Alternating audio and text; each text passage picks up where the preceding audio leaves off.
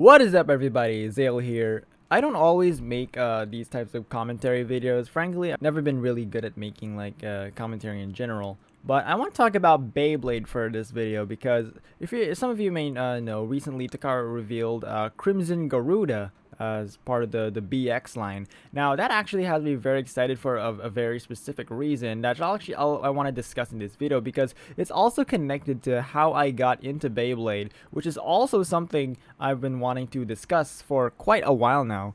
In order to be able to understand why I'm excited for Crimson Garuda, I'm gonna allow me to share y'all the story. It's basically how I got into Beyblade, but where I came from. So when I was a kid, I never really had any history with Beyblade. I was more of a beat 'em on guy growing up.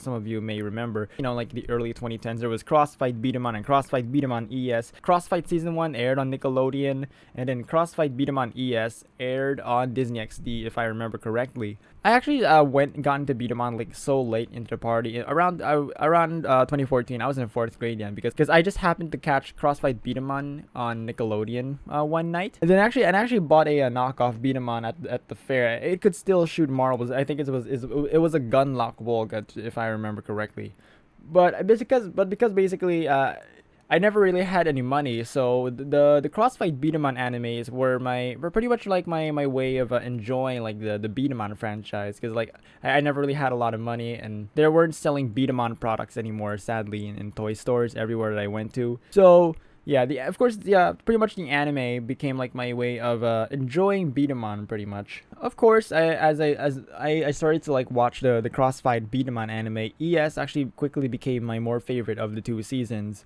And then the main characters of Crossfight beat 'em on ES, Cayman, Bakuga, Riki, and Genta, their beat 'em on was based on the four holy beasts mythology from East Asian mythology.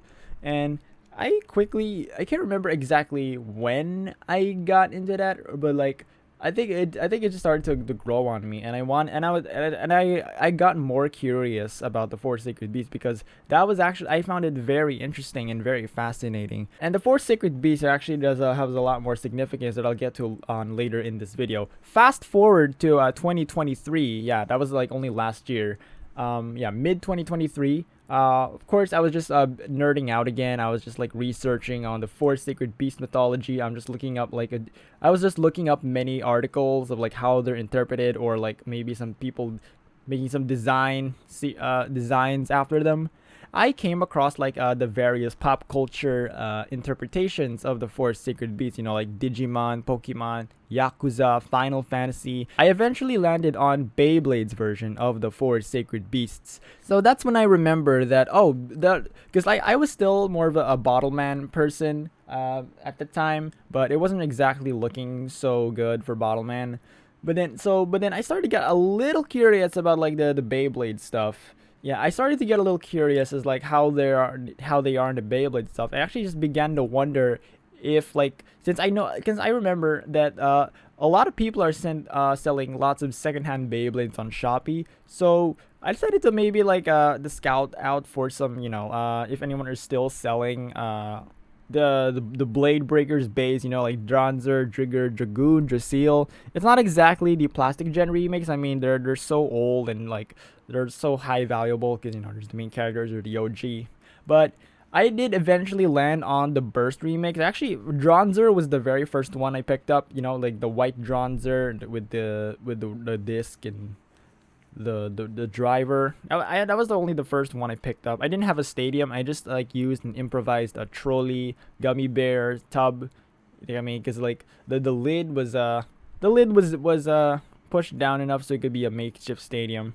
So I got that eventually, and then the next week I ordered a Burst remake of Trigger, Dragoon, and Drasil. Yeah, those are the four Burst base that I showed in my very first Beyblade video on a YouTube short about months ago. And before I knew it, I was pretty much hooked on the Beyblade. I only wanted to get some Burst remakes just to check out what Beyblade is all about, but mainly it's because it was the four sacred beasts. So that is actually.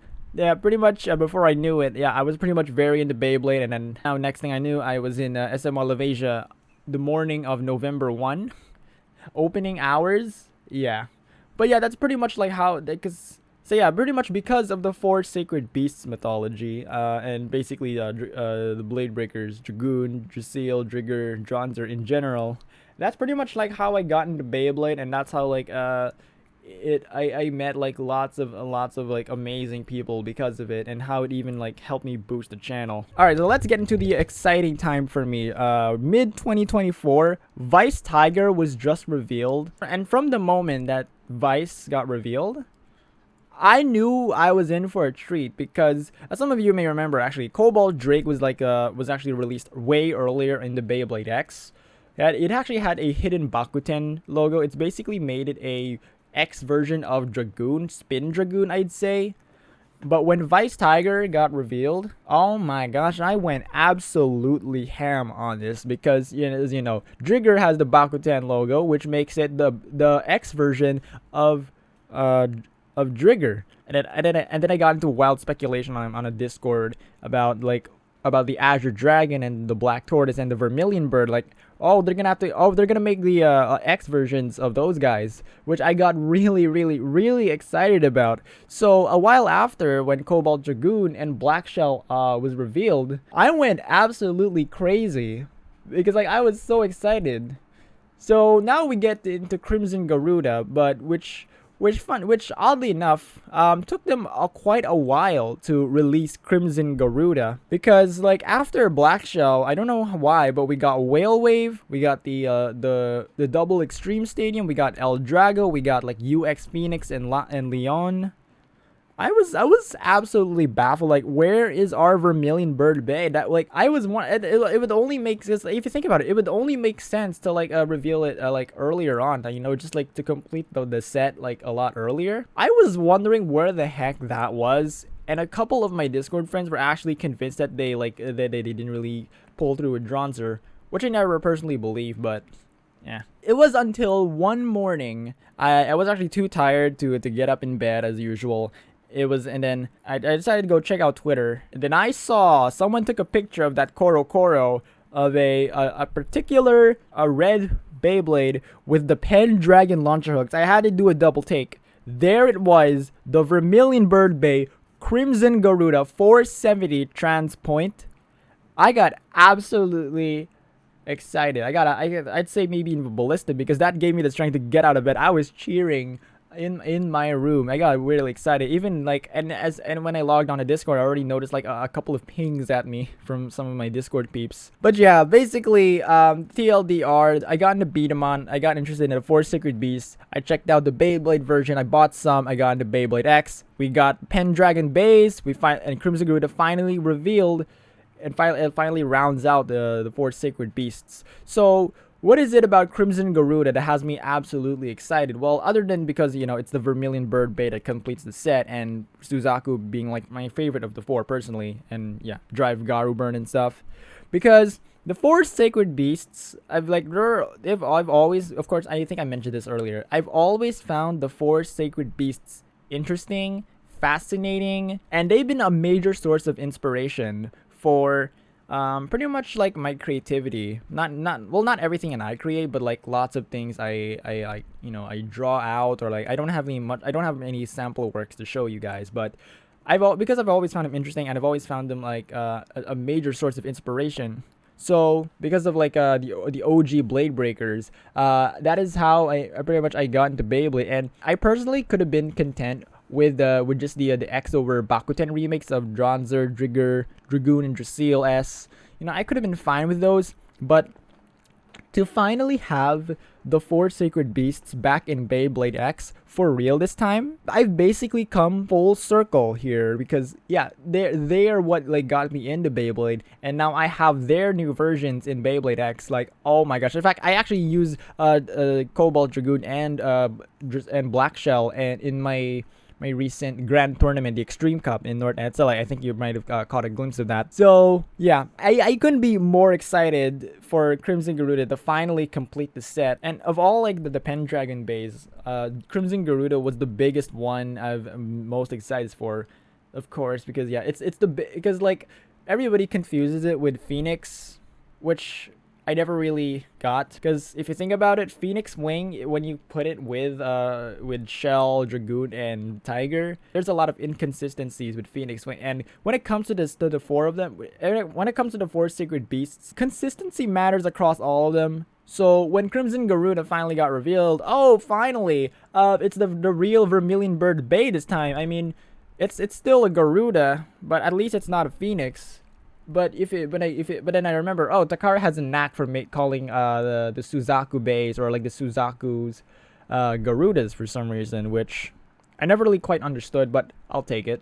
I've turned out I've actually gotten used to it because of Drive Garuburn. But anyways, going back, I'm gonna say it again. Crimson Garuda finally completes the four Sacred Beast set, and pretty much it's what got me into Beyblade X in the first place. So again, I've come full circle here. Again, I couldn't be more excited. I know how many. I don't know. I'm at a loss for words because I am just absolutely excited for Crimson Garuda. In fact, I've actually been so excited for the Sacred Beast base. That's why like the only individual unboxings I've done on most Beyblade X, other than the Wave 1 and UX, were the Pendragon base, because that is just how excited I was for this. You know, like Vice Tiger, the White Tiger, Cobalt Dragoon, Azure Dragon, we got Black Shell, the Black Tortoise, and now we're Vermilion Bird Bay with Crimson Garuda finally completing the set. Again, I've said this so many times, but oh my gosh. Like that's just how excited I am for this. But what would that entail for me for Beyblade X? Pretty much I've already got like what I kinda came for, because I came because of the Sacred Beasts. I stayed for the competition. I think I'm gonna go stick around with Beyblade X maybe for a good amount of time. Yeah, I'm still gonna stick around. Like I already got like what I came for, though there's this rumored UX Cobalt, but at the very least I have my Sacred Beasts already. Yeah, I'm gonna stick around with Beyblade X for who knows how long. Hey, don't worry, I'm not going anytime soon. Okay, like I absolutely enjoy this hobby. I met a lot of cool people. I made a lot of friends because of it. But yeah, so I hope I got everything. I hope I got my main points across. I hope I said everything I wanted to say in this video. So I guess that's pretty much it. So if you guys maybe enjoyed this little quick story time, do leave a like, comment, and subscribe to my channel so you won't miss any more of my content, whether it be Beyblade X, Bottleman, Genshin Impact, Zelda, or any other stuff. But yeah, I'll see you guys in the next video. GG's.